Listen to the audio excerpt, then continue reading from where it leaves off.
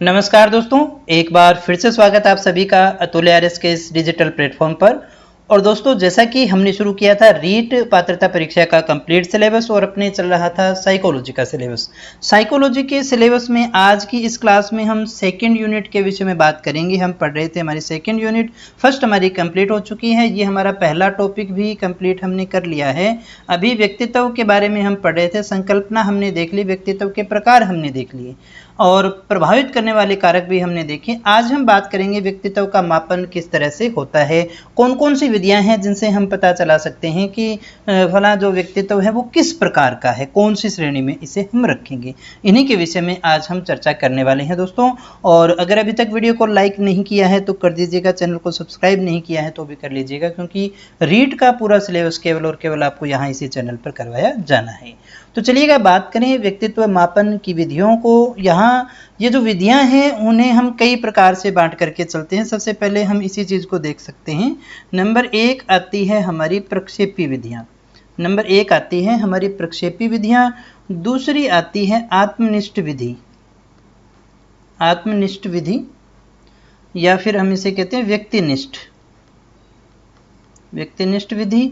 तीसरा इसका प्रकार आता है वस्तुनिष्ठ विधि। और चौथा इसका जो प्रकार आता है वो आता है मनोविश्लेषणात्मक विधि, मनोविश्लेषणात्मक विधि। चार प्रकार की विधियां होती हैं जिसके अंदर हम कौन कौन से उपविधि आती हैं जिनके विषय में बात करेंगे। सबसे पहले हम प्रक्षेपी विधियों के विषय में चर्चा करेंगे। प्रक्षेपी विधि के अंदर हमारे को पढ़नी है चार प्रकार की विधियां हैं जो है, एक तो इंक ब्लॉक टेस्ट है IBT, जिसको अपने कहते हैं रोशा का शाही दबा परीक्षण। एक हमें TAT को पढ़ना है, एक हमें CAT को पढ़ना है, और एक अपने पढ़ेंगे वाक्य या कहानी पूर्ति विधि, जिसे SCT के नाम से जानते हैं। तो ये चार जो हैं वो हमारी प्रक्षेपी विधियां हैं। सबसे पहले तो हमें यही ध्यान में रखना है कि कुल प्रक्षेपी विधियां जो हमें पढ़नी है वो कितनी है, चार हैं। और ये चार कौन कौन सी हैं? चार है IBT इंक ब्लॉक टेस्ट, और दूसरी है TAT टेस्ट, और तीसरा है CAT टेस्ट, और एक है वाक्य पूर्ति विधि या कहानी पूर्ति विधि, जिसे अपने SCT के नाम से जानते हैं। ये चार पढ़नी है। आज की इस क्लास में अपने इन तीनों के विषय में बात कर लेंगे, IBT, TAT और CAT के विषय में। तो हम शुरू करने जा रहे हैं प्रक्षेपी विधियां। पहले थोड़ा सा ये बात कर लें भी प्रक्षेपी विधियां हमारी होती कौन सी है, किनको हम कहते हैं प्रक्षेपी विधियां। तो प्रक्षेपी विधियां वो हैं जिनके अंदर हम अध्ययन करते हैं अचेतन मन का। इनके द्वारा जो है अचेतन मन का अध्ययन किया जा सकता है। प्रक्षेपी विधियां जो बनी है किस शब्द से बनी है? प्रक्षेपण। और इस शब्द का सबसे पहले जो प्रयोग किया था मनोविज्ञान में, तो वो सिगमंड फ्रॉइड के द्वारा किया गया था। प्रक्षेपण विधियां जो है किसी भी व्यक्ति के अचेतन मन में क्या है उसको जानने के लिए सबसे उपयोगी मानी जाती है।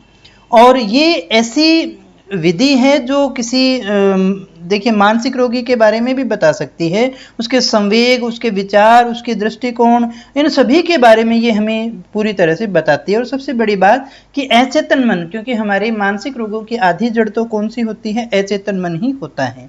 तो प्रक्षेपण का अर्थ क्या होता है, ध्यान दीजिएगा। यहाँ मैं लिखा इसको नहीं है, आवश्यकता नहीं है, सिर्फ आप समझ जाएंगे इस चीज से। जो जरूरी है वही चीजें अपने यहाँ लिख रही हैं। प्रक्षेपण का मतलब होता है आरोपण या थोपना।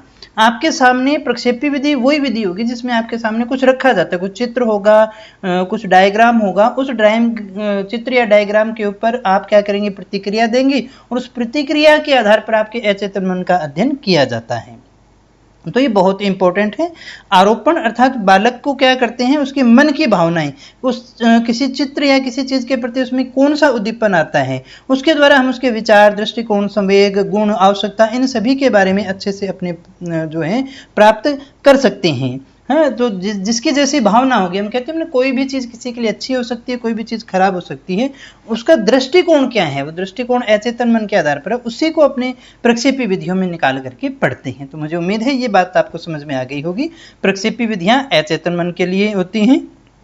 ये हमारे संवेग, विचार, समस्याएं, गुण, ये दृष्टिकोण इनके बारे में बताती है ताकि हम उन बच्चों में सुधार करके आगे उनको बढ़ा सकें। इसमें कोई ना कोई चित्र या कुछ एक आपके सामने उद्दीपन दिया जाएगा, आप उसकी प्रतिक्रिया करेंगे, उन प्रतिक्रियाओं को नोट करके आपका अचेतन मन का अध्ययन किया जाता है। ये होता है प्रक्षेपी प्रकार की विधियों में, जिसमें 4 हैं, 4 में से 3 तो अपने आज ही पढ़ लेंगे। तो आज हमारी पहली जो प्रक्षेपी विधि है वो है शाही धब्बा परीक्षण, IBT इंक ब्लॉक टेस्ट। अब ये विधि कौन सी है हम इसको देखते हैं। इंक ब्लॉक नहीं है जी, ये ब्लोट है, इसको थोड़ा सही कर लीजिएगा, BLOT, इंक ब्लॉट टेस्ट, शाही धब्बा परीक्षण। तो ये सबसे पहले हम देखें भी इसके प्रतिपादक कौन रहे हैं। तो इसके जो प्रतिपादक थे वो थे हरमन रोरशा। 1921 के अंदर इन्होंने क्या किया था, इसको जो है प्रतिपादित किया था, इस परीक्षण का प्रतिपादन किया था। तो शाही धब्बा परीक्षण के अंदर किसका नाम आता है, हरमन रोरशा का, और इसे हम रोरशा का शाही धब्बा परीक्षण भी कहते हैं। हालांकि ये कोई पहले व्यक्ति नहीं थे जिन्होंने शाही धब्बा परीक्षण किया था। 1911 से ये काम शुरू हो चुका था और रेगुलर ये काम चल रहा था। 1921 में इस पर काम करते करते एक जो है परीक्षण तैयार कर लिया हरमन रोरशा ने, इसीलिए हम हरमन रोरशा को इस विधि का जनक मानते हैं। 1921 में उनके द्वारा दिया हुआ मानते हैं। हरमन रोरशा स्विट्जरलैंड के एक मनोवैज्ञानिक हुआ करते थे जिन्होंने इस शाही धब्बा परीक्षण का निर्माण किया था। शाही धब्बा परीक्षण में होता क्या है, एक कार्ड आप ले सकते हैं, उसमें कुछ कलर्स के धब्बे होंगे, वैसे उन धब्बों में कुछ होता नहीं है, लेकिन हम अपने मन से कुछ आकृति हैं उसमें दिखाई दे जाती है। जैसे कई बार अपने बादलों में देखते हैं तो कुछ चित्र दिखाई दे जाता है अपने को, दीवार पे कलर्स में भी कुछ ऐसे अपनी आंखों से हमें कुछ जो हमारे मन में होता है, अचेतन मन में होता है, उसके हिसाब से कुछ ना कुछ दिखाई दे जाता है। उसी का अपने क्या करते हैं, यहाँ पर परीक्षण करते हैं, ये मानते हैं। और ये जो हरमन रोरशा है ये मानते हैं कि व्यक्तित्व का जो व्यवहार है वो चेतन से अचेतन मन पर आता है।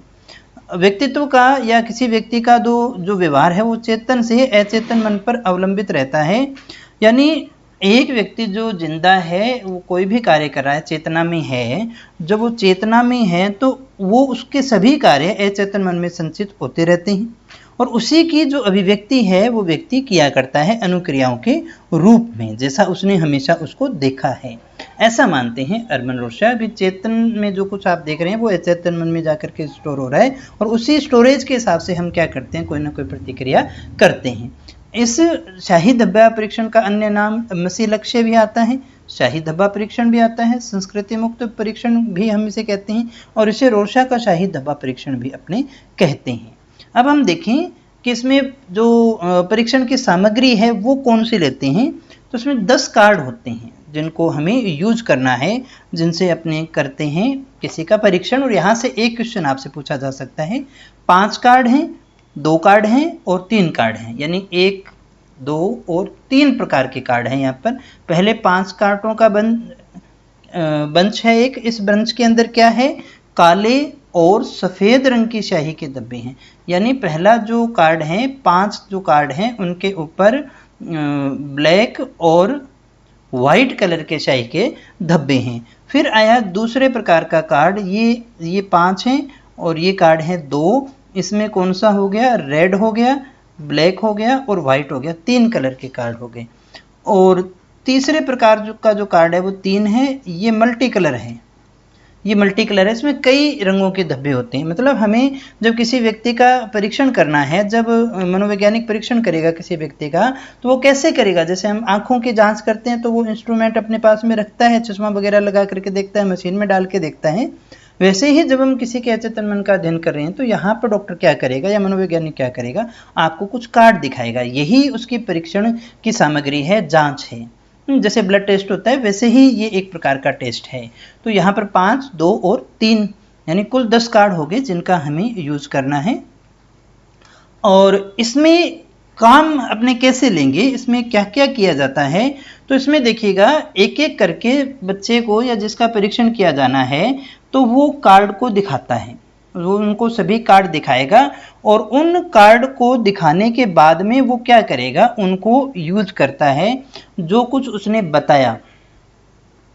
देखिए बच्चे को क्या किया जाएगा, ये मान लीजिएगा बच्चा है, इस बच्चे को क्या करेंगे, कार्ड दिखाएंगे, शाही डब्बा भी बताओ, यहाँ पर आपका परीक्षक बैठा है और वो एक चार्ट के ऊपर क्या करेगा, ये जो कुछ भी बोलेगा उसको वो क्या कर लेगा, इसकी प्रतिक्रिया को क्या कर लेगा, नोट कर लेगा।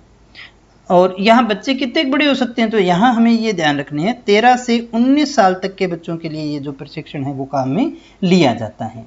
जब हम ये परीक्षण काम में ले रहे हैं तो निष्कर्ष निकालते समय हम किन किन चीज़ों का ध्यान रखेंगे, किस किस चीज़ के आधार पर भाई इस बच्चे ने क्या क्या देखा। तो एक तो हम देखेंगे कि उसने कौन से स्थान से चयन किया है, दूसरा हम देखेंगे उसमें कौन सा गुण है, तीसरा हम देखेंगे विषय कौन सा है, और चौथी चीज हम देखेंगे उसने समय कितना लगाया है।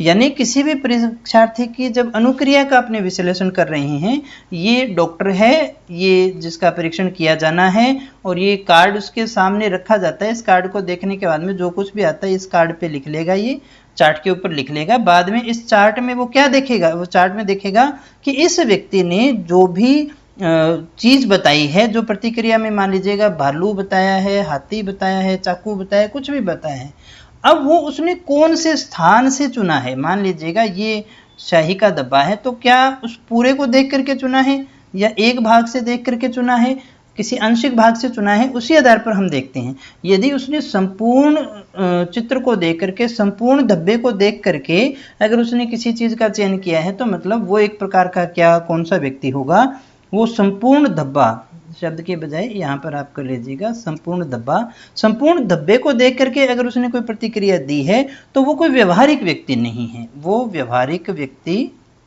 नहीं होगा। वो कैसा व्यक्ति होगा, वो सिद्धांतों पर चलने वाला होगा, सैद्धांतिक व्यक्ति होगा। और अगर उसने ये जो कार्ड है, मान लीजिएगा ये शाही का डब्बा, किसी एक कोने से ही उसने बता दिया, किसी आंशिक भाग को देख करके ही उसने प्रतिक्रिया दे दी, तो ऐसा जो बालक होगा वो छोटी छोटी अनावश्यक बातों पर ध्यान देने वाला बालक होगा। ये होता है स्थान। फिर हम देखें जो उसने जो भी प्रतिक्रिया दी है, जो चीज उसने बताई है, उसका गुण कैसा है और उसका विषय क्या है, ये हम देखते हैं।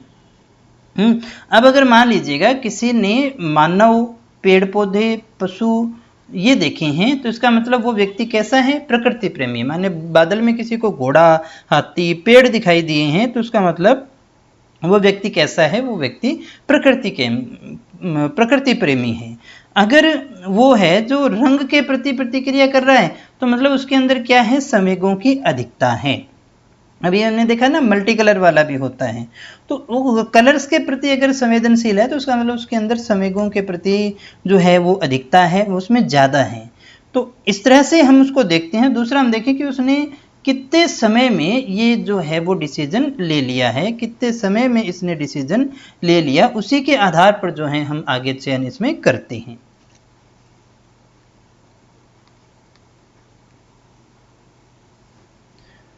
इसके बाद में हम देखें व्यक्तित्व मापन की आगे की विधियों के अंदर बात करें तो प्रक्षेपी विधियां अचेतन मन का अध्ययन संभव होता है। दूसरा जो हमारा टेस्ट आता है, 1 मिनट पहले मैं इसको पूरा कर देता हूँ। हाँ जी, ये पूरा हो गया है।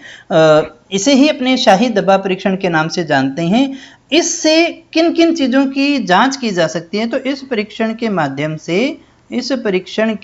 से किसी भी परीक्षार्थी का ज्ञानात्मक परीक्षण किया जा सकता है, किसी भी व्यक्ति का क्रियात्मक परीक्षण किया जा सकता है, भावात्मक पक्ष को मापा जा सकता है। और ये जो है ये जो टेस्ट अपने यूज कहाँ लेंगे, ये अपने यूज लेंगे मानसिक रोगों के निदान के लिए, मानसिक रोगों के उपचार के लिए, और बालकों के निर्देशन के अंदर हम इसको विशेषतः काम में ले सकते हैं। ये थोड़ा सा हमें इसमें याद रखना है। तो रोर्शा का शाही डब्बा परीक्षण स्थान, गुण, विषय और समय, इन 4 चीज़ों के आधार पर हम इसमें डिस्कशन करते हैं, निष्कर्ष निकालते हैं। समय मतलब उसने कितना समय लिया है, अगर जल्दी निकाल दिया तो वो जल्दबाज व्यक्ति है, बहुत ज़्यादा ले लिया तो फिर वो सोचते ही रहने वाला व्यक्ति होता है। इस आधार पर विश्लेषण किया जाता है। इसके बाद में हम बात करें आगे, तो दूसरी जो हमारी विधि आती है प्रक्षेपी विधियां, जिसके अंदर अभी हमने कहा कि केवल क्या किया जाता है, मन, अचेतन मन का अध्ययन किया जाता है। अगला हमारा टेस्ट है प्रासंगिक बोध परीक्षण। कौन सा है, प्रासंगिक बोध परीक्षण के बारे में अपने पढ़ रहे हैं। थेमेटिक एप्रीप्रेशन टेस्ट, TAT जिसे हम कहते हैं। सबसे पहले हम देखें कि ये जो टेस्ट है इसका प्रतिपादक कौन है? इसका प्रतिपादक अपने मानते हैं H.A. मुर्रे। 1935 के अंदर कहाँ दिया इन्होंने? हार्वर्ड विश्वविद्यालय के अंदर जो है ये अपना जो परीक्षण है वो इन्होंने तैयार किया था। प्रासंगिक बोध परीक्षण हम इसे कहते हैं।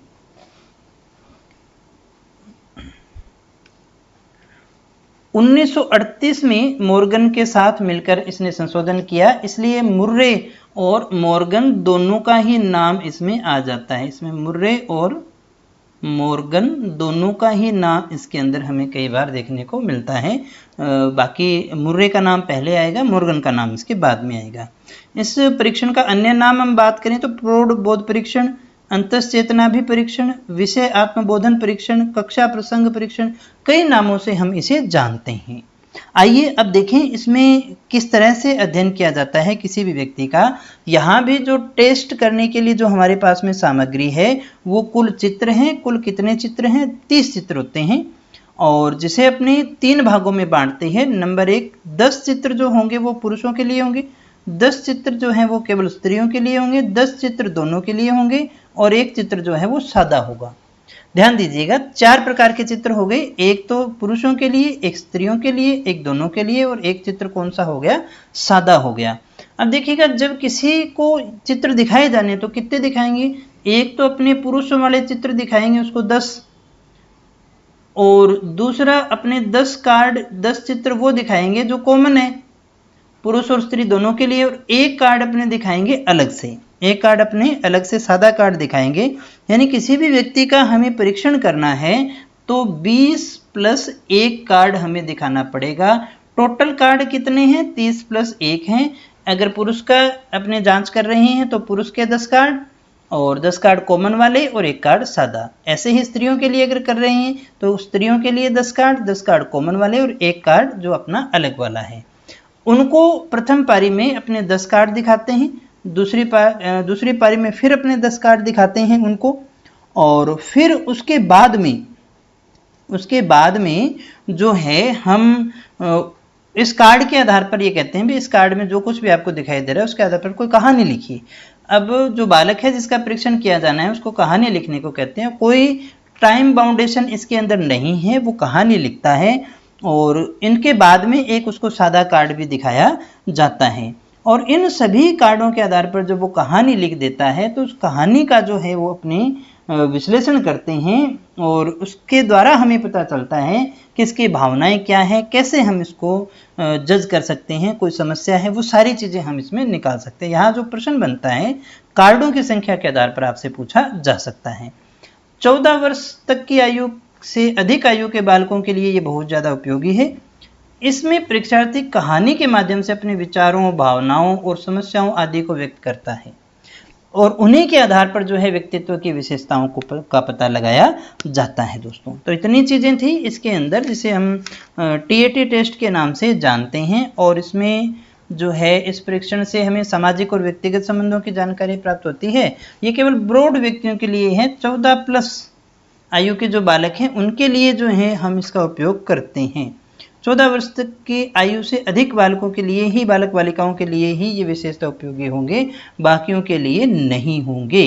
जैसा भी चित्र होगा उस आधार पर हम, जैसे मान लीजिएगा कोई झोंपड़ी का चित्र है, कोई बूढ़े व्यक्ति का चित्र है तो उसमें लिख देंगे पड़ोसी के दादाजी हैं, ये ऐसे हैं, खराब व्यक्ति हैं, अच्छे व्यक्ति हैं। जैसा भी चित्र में होगा उस आधार पर जो है वो वर्णन किया जाता है, जिसका डिस्कशन अपने करते हैं।